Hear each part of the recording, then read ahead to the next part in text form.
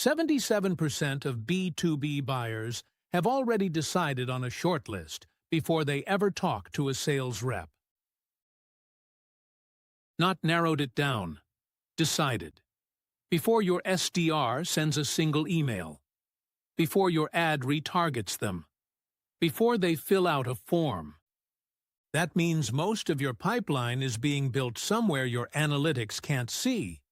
In Slack communities, private DMs, AI chatbots, and conversations between colleagues you'll never know about. The playbook most B2B teams are running was built for a buyer journey that no longer exists. In this video, I'm breaking down the 5 trends actually reshaping B2B marketing in 2026. Not predictions, the ones with real data behind them and direct implications for how you spend your time and budget. Let's get into it. If you're new here, subscribe. Every video on this channel is built around what's actually working in B2B marketing, backed by data. No fluff. Trend 1. AI is no longer just a content tool. It's becoming a decision layer. Here's where most teams are with AI right now. They're using it to write faster. That's fine. But the teams pulling ahead aren't using AI to execute. They're using it to decide. What does that mean in practice? AI is now orchestrating which accounts to target, which message to send, and when to reach out, pulling signals from your CRM, your email data, your ads, and LinkedIn simultaneously. The numbers back this up. 96% of B2B marketers now report using AI in their roles. But here's the gap. AI-enabled teams are engaging 40 in-market accounts per week. Manual teams are engaging 2 or 3. That's not a small difference. That's a fundamentally different scale of operation. The practical takeaway: stop treating AI as a shortcut for content creation. Start asking how it can tell you what to do next. Pick one use case. AI prioritized outbound sequences is a good starting point. Measure it, then expand from there. Done. Trend 2. Intent data is getting harder to trust. Intent data, the signals that tell you which companies are actively researching solutions like yours, is a $4.5 billion market, growing at nearly 16% a year. Teams are spending more on it than ever. And yet, it's becoming less reliable. Here's why. Buyers are increasingly doing their research through ChatGPT, Perplexity, and Google's AI overviews. Those interactions are invisible to traditional intent tracking tools. The signals simply don't exist. At the same time, buying committees now average over 10 people doing independent research. 77% of buyers end up purchasing from a vendor that was on their shortlist before they ever talked to a sales rep. What that means: by the time your intent tools flag an account as in-market, they may have already made up their mind. The fix is layering.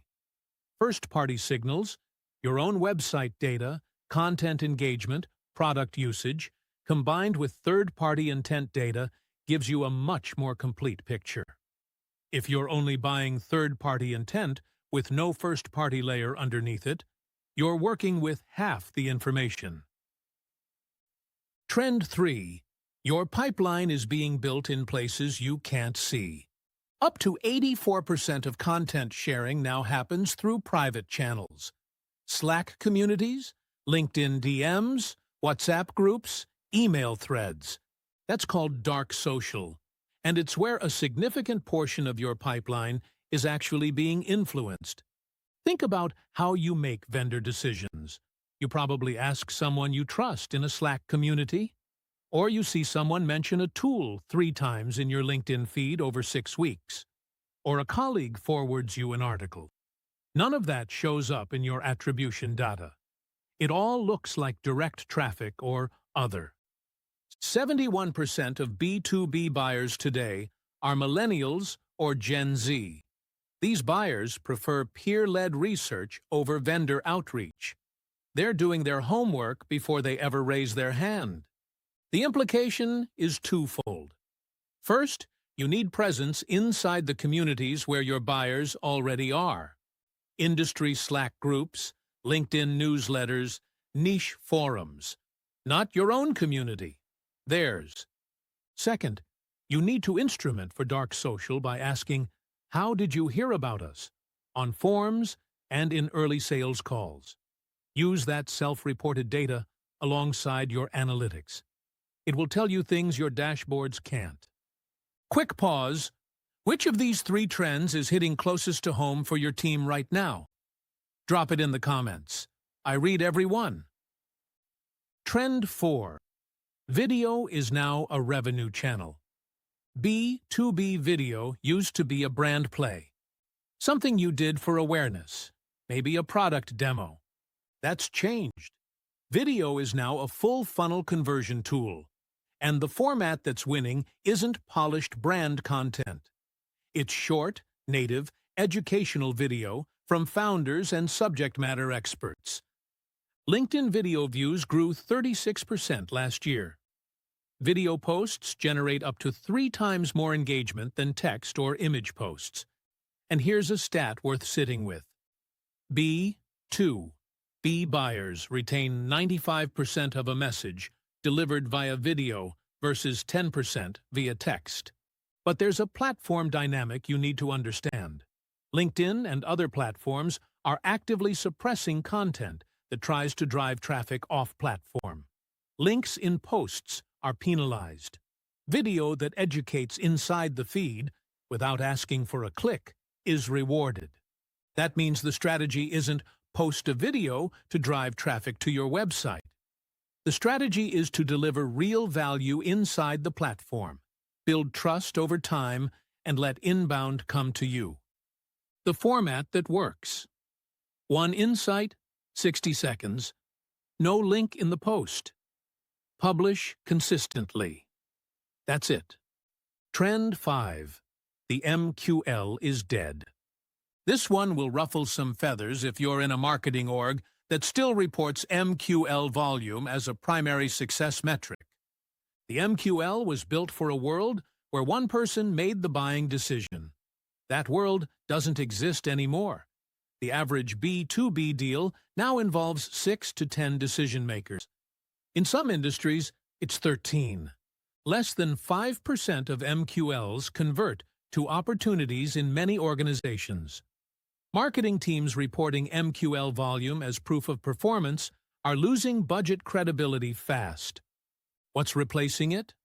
Pipeline contribution, account engagement scores, buying group coverage, meaning what percentage of the decision-making committee has actually been engaged.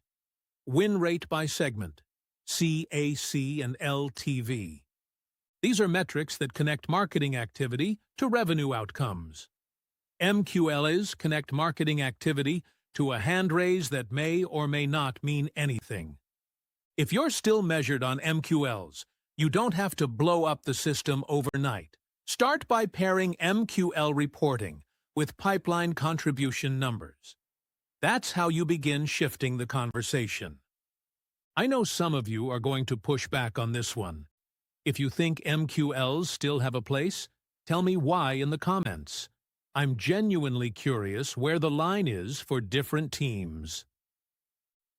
So there it is, 5 trends that are reshaping how B2B marketing actually works in 2026. AI moving from execution to decision-making. Intent data getting harder to trust on its own. Pipeline being built in places your analytics can't see. Video becoming a genuine revenue channel. And the slow, necessary death of the MQL. If there's one thread connecting all 5, it's this. The old playbook assumed a predictable, trackable, linear buyer journey. That journey doesn't exist anymore. The teams winning right now are the ones who've accepted that and built their strategy around it. If you found this useful, subscribe. Every video on this channel is built around what's actually working, backed by data with no fluff. I'll see you in the next one.